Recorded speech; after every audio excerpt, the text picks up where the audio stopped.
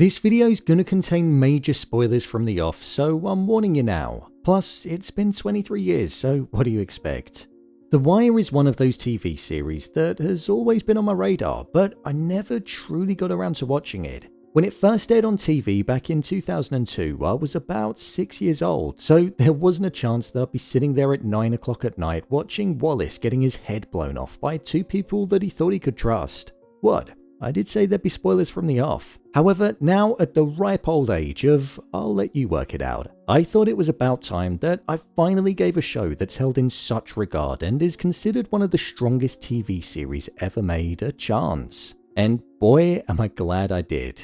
Focusing on the drug trade in Baltimore, we saw the true effect that drugs were having on a community, Barksdale's organization, politics, the police force, rival gangs, and those that were keeping the trade alive. And with corruption, murder, betrayal, loyalty, the true cost of it all, and the feeling like there was hardly any victory when the season reached its end, it mirrored the reality of the entire situation in real life. So without further ado, let's explore the first season of The Wire together. I'll be doing this for all of the seasons, so subscribe and stick around. The core theme of the season.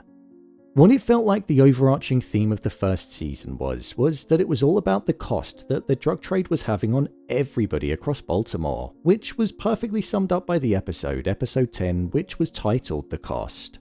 This episode truly allowed us to see the impact from everything that we were watching unfold, whether it be from Barksdale, Stringer and their crew, McNulty, Kima, Wallace, Orlando, Dee, and Omar. This episode truly leaned into everybody's price that they were paying for being involved on whichever side of the law that it was, and that was a thing that was slowly simmering away and building up throughout all of the 9 episodes that came before it. For example, with that specific episode starting with Bubbles looking at the kids playing and having fun in the sunshine, and it contrasting with the unhygienic, dirty look that he had. It reminded him of how he wasn't able to see his own children due to the addiction that he had. And even though he was trying to get clean, he knew that he still wasn't at that point where he was out of the hole. But that's why he looked for help in Kima. So his cost was what he was doing to himself and the fact that he was isolated and without his family. With Wallace, there was the guilt that he was holding on to inside of him for calling in the location of Omar's boy, Brandon, to Stringer, and ultimately seeing what happened to him and feeling like he wasn't cut out for that life.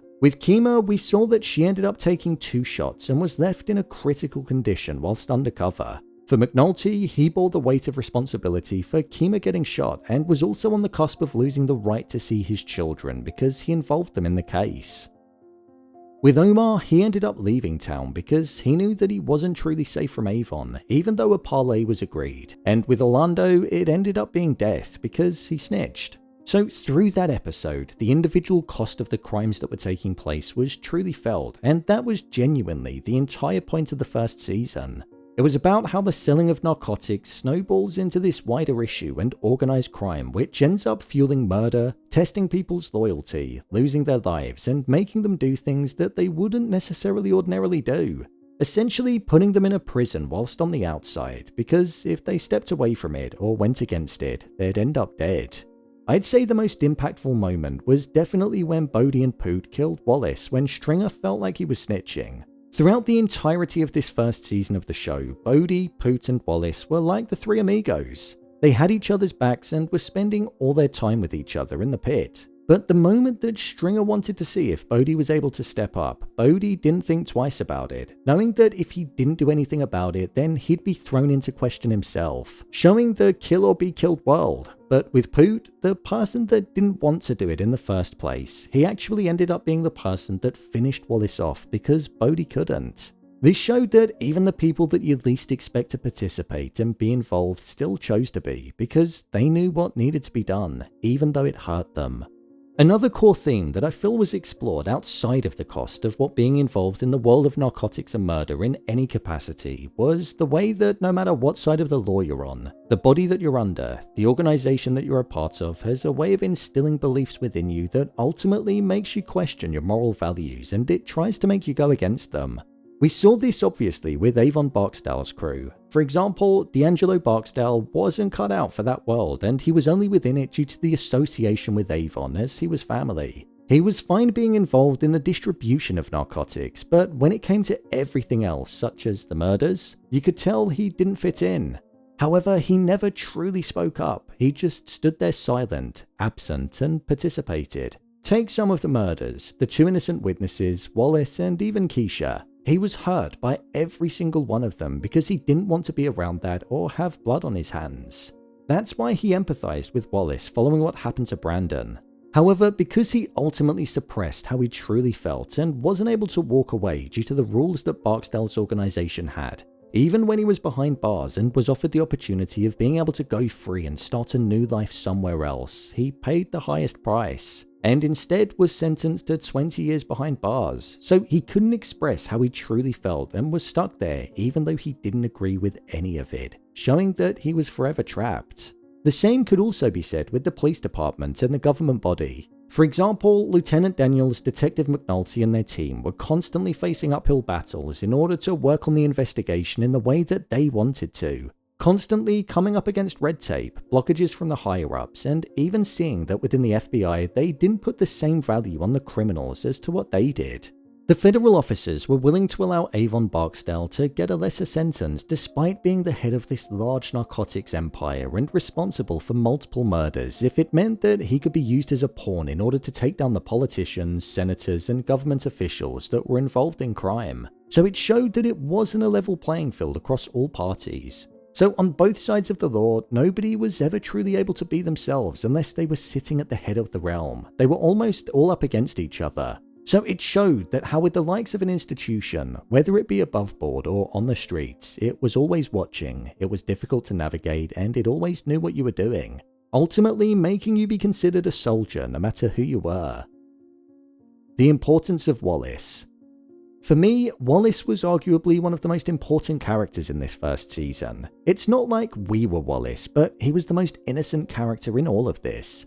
He was 16, he was on the streets working, and he hadn't truly been exposed to the consequences of his own actions just yet. So when he phoned in about the location of Brandon and he saw the dead body that had been tortured throughout the night and was thrown out of a window onto a car, he felt that weight of responsibility on his shoulders, to the point where we once saw a young man that had life within him slowly looking at the other side of the dollar bill, and he himself started using, trying to escape his mind, which was reminding him of what he felt that he'd done. This was almost a gateway into seeing how the likes of Bubbles and other addicts end up buying off of them and using. It showed how one thing in your life goes bad and then you end up in that pit that you're trying to climb out from. For the longest time, all throughout this season, we saw small moments which would lead to Wallace questioning if he wanted to be there, and he witnessed firsthand the effect that being in the pit had on those that were around him. For example, he was the only person that seemed to care for the young kids of the pit, making sure they were fed, getting them ready for school, and sending them on their way. However, when one of them couldn't do a simple maths equation but was able to work out how to deal because they said that if they got their count wrong they'd get messed up, that was one of the final things that showed Wallace the light, because he saw how these kids were being messed up and introduced to this dangerous world from the moment that they could walk, talk, and speak. With Wallace going to the police, then to his grandmother's, and then ultimately returning back to the pit because he felt like he couldn't function outside of it. It almost showed the hold and the effect that that place had on him. Functioning in normal society around normality wasn't what he knew. Not because he didn't want to, but it's because he simply couldn't. He didn't know how to operate in that world. It's like in Shawshank when Brooks got released from jail after decades and he didn't know how to function anymore. That was Wallace in the real world outside of the pit. However, with him returning back home after showing that he tried to flee, the rules that Barksdale and co had needed to be followed, and even though he was young, even though he didn't mean to do no wrong, there was still a price that needed to be paid, which is why he was ultimately killed by his two best friends. Wallace is a character that wanted out but simply didn't know how to find a way, and even though he wanted change and was on the cusp of getting that freedom that he desired, when he had it, he didn't know how to cope with it. So it showed that when these people were being brought into the game at a young age, it meant that they stayed there because if they left, they'd have nothing and they wouldn't know what to do. Wallace died because he wanted better, and that's the harsh reality of it. He wanted exactly what Dee did. The cyclical nature of it all. One thing that I thought this first season got across really well was the cyclical nature that was clear to see for everybody involved. For example, the ending was relatively anticlimactic in the sense that even though Avon Barksdale was caught, he only got a few years behind bars. And even though he was going to jail, it didn't stop anything at all on the streets.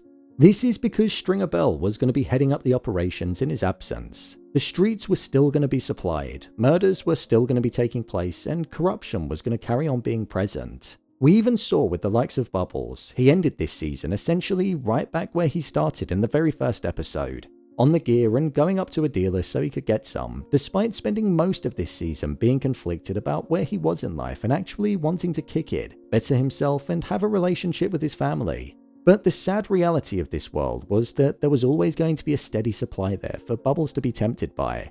He was even ashamed as he told McNulty not to tell Kima, but he just couldn't help himself. That was one of the saddest moments in the season for sure.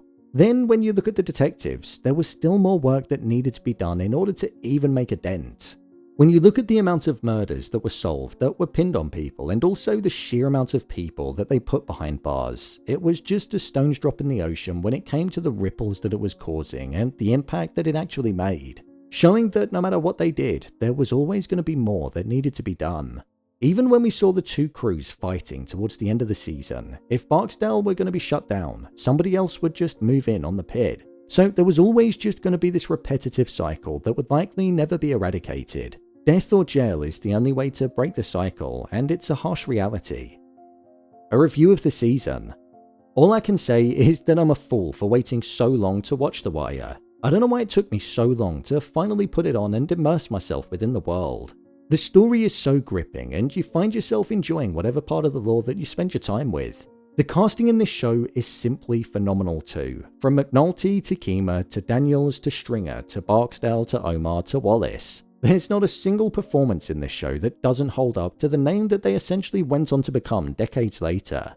I didn't know a young Michael B. Jordan was in the show, and when I saw him, I questioned what it'd be like, but genuinely, he's one of the strongest performers in the show. I'd say my favourite characters in the first season are Omar, McNulty, Stringer, D, Wallace, and Bubbles. I know, there's a lot, but it's difficult to whittle it down because the performances were so strong and there was something about most of them that you could just latch onto. One thing that I feel allows this show to thrive is the 13-episode structure that it has.